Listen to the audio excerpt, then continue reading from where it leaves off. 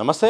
ప్రస్తుతం మనం హైదరాబాద్ వాతావరణ కేంద్రంలో ఉన్నాం. తెలంగాణ రాష్ట్రంలో ఎలాంటి వర్షపాతం నమోదయ్యే అవకాశాలు ఉన్నాయి, వాతావరణ పరిస్థితులు ఉన్నాయో తెలుసుకునే ప్రయత్నం చేద్దాం. మనతో పాటు హైదరాబాద్ అధికారి అయితే మాత్రం రఘు గారు మనతో ఉన్నారు. వారిని అడిగి తెలుసుకుందాం. సార్, రాష్ట్రంలో ఎట్లా ఉంది, ఏ జిల్లాల వారికి కానీ వర్షపాతం ఎట్లా నమోదయ్యే అవకాశం కనిపిస్తుంది? నిన్న వాతావరణం చూసుకున్నట్లయితే ముఖ్యంగా మనకి అక్కడక్కడ తేలికపాటి నుంచి మోస్తారు వర్షపాతం కురవడం జరిగింది. ఓన్లీ మనకి కామారెడ్డిలో 7 సెంటీమీటర్ వర్షపాతం నమోదవడం జరిగిందండి. మిగతా అన్ని ప్రాంతాల్లో కూడా తేలికపాటి వర్షపాతమే మనకి నమోదైంది. నిన్న ప్రకారం చూసుకున్నట్లయితే ఇవాళ చూసుకున్నట్లయితే ముఖ్యంగా మన తెలంగాణ మీదుగా ఎటువంటి వాతావరణ స్థితులు అన్నట్టు ఏమీ లేవు. సో దాని కారణంగా మనం ఈరోజు కూడా నిన్నటి తరపు లాంటి వాతావరణం ఉంటుంది. కానీ ముఖ్యంగా ఎండ వేడిమి పెరగడం వల్ల అండ్ మనకి అట్మాస్ఫియర్లో సఫిషియెంట్ మాయిశ్చర్ కూడా ఉండడం వల్ల ఏంటంటే అక్కడక్కడ ఉరుములు మెరుపులతో కూడిన జల్లులు కురిసే అవకాశం ఉంది. ముఖ్యంగా ఉత్తర తెలంగాణ, ఈశాన్య తెలంగాణ, తూర్పు తెలంగాణ ఈ 3 ప్రాంతాల్లో ఎక్కువ మనకి ఈ ఉరుములు మెరుపులతో కూడిన వర్షపాతాలు ఉండే అవకాశాలు ఉన్నాయండి. రాష్ట్ర వ్యాప్తంగా చూసుకున్నట్లయితే తేలికపాటి నుంచి మోస్తారు వర్షాలకు ఎక్కువ అవకాశం ఉంది. తెలంగాణ ఎస్పెషల్లీ మన హైదరాబాద్ పరిసర ప్రాంతాల్లో కూడా మనకి తేలికపాటి నుంచి మోస్తారు వర్షాలు కురిసే అవకాశాలు ఉన్నాయండి. సార్, మీ దగ్గర రాముందు కూడా ఒక్కసారిగా వర్షం విపరీతంగా పడిపోతుంది, మళ్ళీ నార్మల్ పరిస్థితికి వస్తుంది, మళ్ళీ ఒక్కసారిగా చడి చప్పుడుగా కూడా వర్షం పడుతుంది, మళ్ళీ నార్మల్కి వస్తుంది. ఎందుకు ఇంతగా వాతావరణంలో గల మార్పు గల కారణం ఏంటి? దీన్ని మనం ఏంటంటే లోకల్ వేరియబిలిటీ అంటామండి. ఎస్పెషల్లీ మనకి మాన్సూన్ ఎప్పుడైతే మీరు చూసారు గత వారం రోజులు మనకి చాలా విస్తారంగా వర్షాలు పడడం జరిగింది.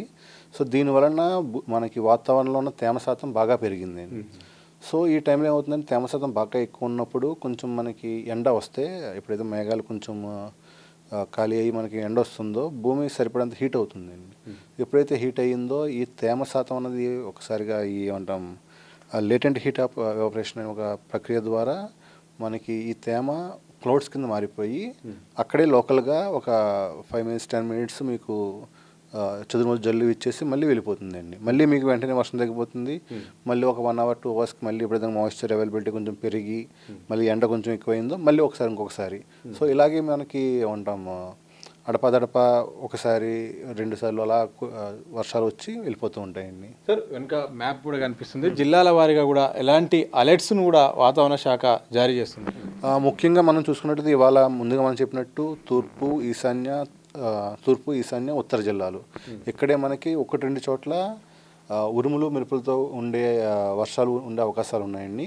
సో దానికోసమే మనకు మెరుపులు అనేది కొంచెం ప్రాణాంతకం కాబట్టి మనం ముఖ్యంగా ఇక్కడ ఎల్లో అలర్ట్ అయితే ఇవ్వడం జరిగింది. ముఖ్యంగా ఎవరైతే రైతులు ఓపెన్ ఫీల్డ్స్లో పనిచేస్తూ ఉంటారో మధ్యాహ్నం మాటలు వాళ్ళు కొంచెం జాగ్రత్తగా ఉండాలని ఈ హెచ్చరిక చేయడం జరిగింది. సార్, రాగల 3 నుండి 5 రోజుల్లో ఏమైనా వాతావరణంలో కూడా మార్పులు వచ్చి వర్షపాతం పెరిగే అవకాశం ఏమైనా కనిపిస్తూ ఉందా?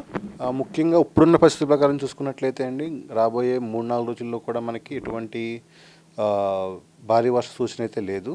ఇలాగే చదురుమదు జల్లులు అక్కడక్కడ కొంచెం మోస్తారు వర్షాలు ఇటువంటి పద్ధతే ఉండే అవకాశాలు ఉన్నాయండి. సో ఒకవైపు ఆంధ్రప్రదేశ్లో అటు వర్షపాతం ఎక్కువ నమోదవుతుంది, తెలంగాణకు వచ్చే వరకు కొంత మార్పు కనిపిస్తుంది. ఇక్కడికి ఉన్న వాతావరణంలో గల తేడా ఏంటి అసలు? అలా ఏం లేదండి. మీకు ఆంధ్రప్రదేశ్ వాతావరణం అన్నది ఎక్కువగా సముద్రానికి దగ్గరగా ఉండడం వల్ల అక్కడ సముద్రం ద్వారా వచ్చే గాలుల ద్వారా ఎక్కువ ప్రేరేపించబడుతుంది. బట్ తెలంగాణ అన్నది మనకు కొంచెం ల్యాండ్లో అక్కడండి మనకి 4 వైపులా కూడా భూమి ఉంది.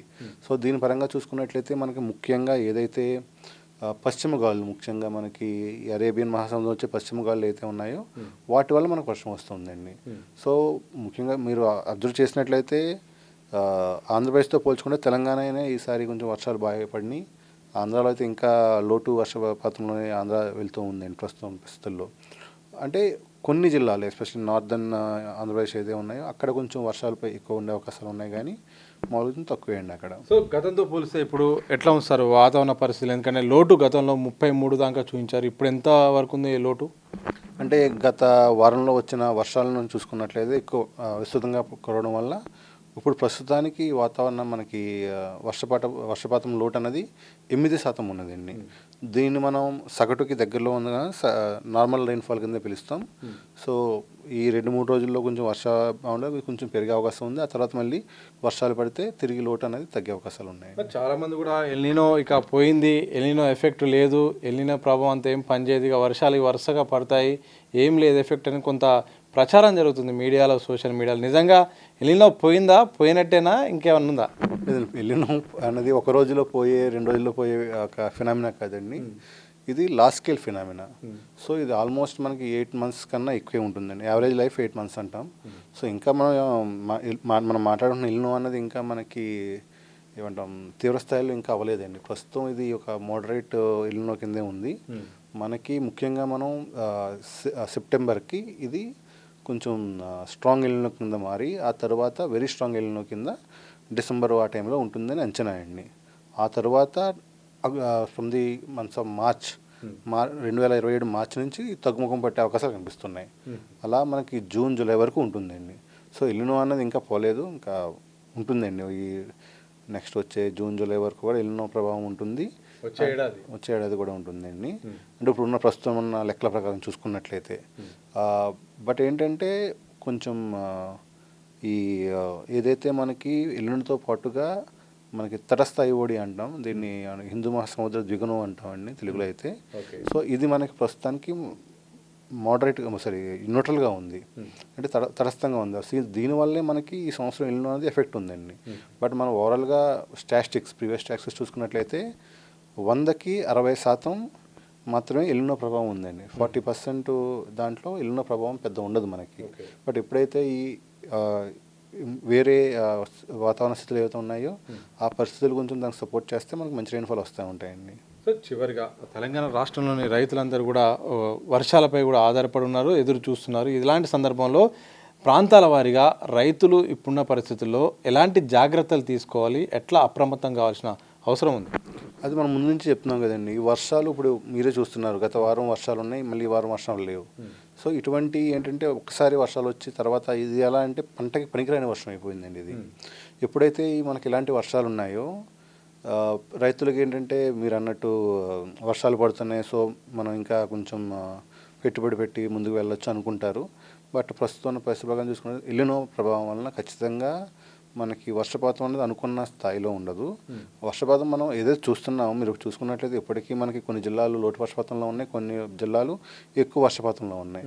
సో దీనివల్ల మనం యావరేజ్గా తీసుకున్నప్పుడు సరాసరి మనకి మొత్తం నార్మల్ దగ్గర వచ్చేస్తుంది, అంతే కదండి. మనకి 1-0 మధ్యలో 0.5 అన్నట్టు ఆ యావరేజ్లో మనకి నార్మల్ అయిపోతున్నాం తప్పించి. But variability district to district చూసుకున్నట్లయితే చాలా వేరియబిలిటీ ఉంది. సో ఈ అసమానతల కారణంగా సో రైతులకు మనం ముందు చెప్తుంది ఏంటంటే బెటర్ టు హ్యావ్ ఏమంటాం నీటి ఎద్దడిని తట్టుకునే పంటలు. ఇప్పటికీ మనం అదే చెప్తున్నామండి, నీటి ఎద్దడిని తట్టుకునే పంటలే వేసుకోవాలి రైతులు ఈ సంవత్సరం వరకు. ఎందుకంటే మొన్న వచ్చిన వర్షాలు లేదా రాబోయే వర్షాలు చూసుకున్నట్లయితే తర్వాత సెప్టెంబర్లో మళ్ళీ మనకు వర్షాలు ఉండకపోవచ్చు. సో మళ్ళీ ఇబ్బంది పడవచ్చు. సో అందుకే నీటి ఎద్దడిని తట్టుకునే పంటలు మాత్రమే వేసుకోవాలి ముందు నుంచి చెప్తున్నాం. ఇప్పుడు కూడా అదే స్టేట్మెంట్ కంటిన్యూ చేస్తున్నాం అండి మనం. Thank you.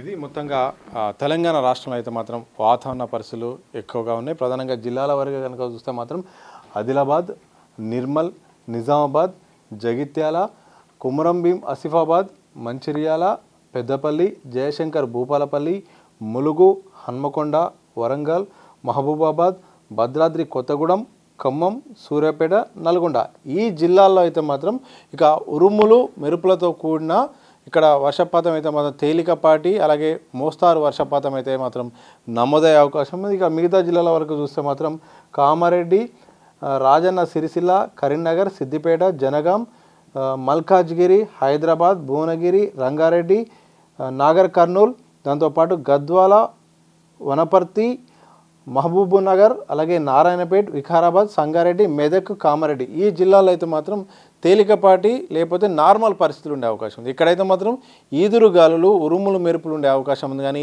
ఎక్కువగా ఈ జిల్లాలో అయితే మాత్రం నమోదయ్యే అవకాశం లేదు. ప్రధానంగా మనకు పైన చూస్తున్న ఈ జిల్లాలో అయితే మాత్రం ఇక మోస్తారు వర్షపాతం అయితే మాత్రం నమోదైంది. గత వారం అత్యధికంగా వర్షపాతం కురిసినప్పటికీ చాలామంది ఎల్నినో ఇక తగ్గుముఖం పట్టినట్టని చాలామంది అనుకుంటున్నారు. కానీ ఎల్నినో అయితే మాత్రం ఇప్పట్లో పోయేది కాదు. ఒక సంవత్సరం వరకు కూడా దాని ప్రభావం ఉంటుంది.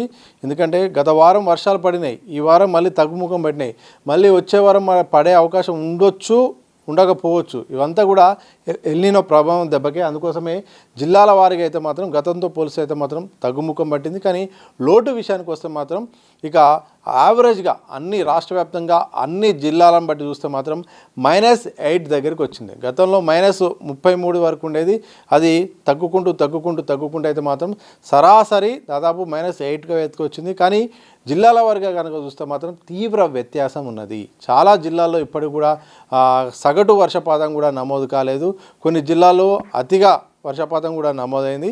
ఇక పైనుండి వస్తున్న వరదల కారణంగా అయితే మాత్రం కాస్త పరిస్థితులు మారినప్పటికీ కూడా రైతులు ఇప్పటికైనా వరి మీద డిపెండ్ కావద్దు. ప్రధానంగా నీళ్లు ఎక్కువగా అవసరమయ్యే పంటల జోలికి పోకుండా చాలా పొదుపుగా తక్కువగా నీళ్లు ఉపయోగించే పంటలు మాత్రమే పండుకుంటే బాగుంటుంది. ఎందుకంటే పండించుకుంటే ఇప్పుడున్న పరిస్థితుల్లో వర్షాలు ఎప్పుడు పడతాయో తెలియదు, ఎప్పుడు ఏమవుతుందో తెలియదు, భూగర్భ జలాల్లోకి సరిగా నీళ్లు రాలేదు, నెక్స్ట్ వచ్చే నెలల్లో వర్షాలు ఉంటాయో లేదో కూడా తెలియని పరిస్థితుల్లో రైతులు మాత్రం జాగ్రత్త పడాలి. అలాగే ప్రజలు కూడా నీళ్లను వర్షం వచ్చినప్పుడు మాత్రం వాటిని సంరక్షించుకునేలాగా మాత్రం తగు ఏర్పాట్లు చేసుకోవాల్సిందే. ఎల్నినో మాత్రం ఇప్పట్లో పోయేది కాదు, జాగ్రత్త వహించాల్సిందే అని కూడా హైదరాబాద్ వాతావరణ కేంద్ర అధికారి రఘు చెప్పిన సందర్భం కనిపిస్తోంది. కెమెరా పర్సన్ వంశీతో సతీష్, దిశ టీవీ, హైదరాబాద్.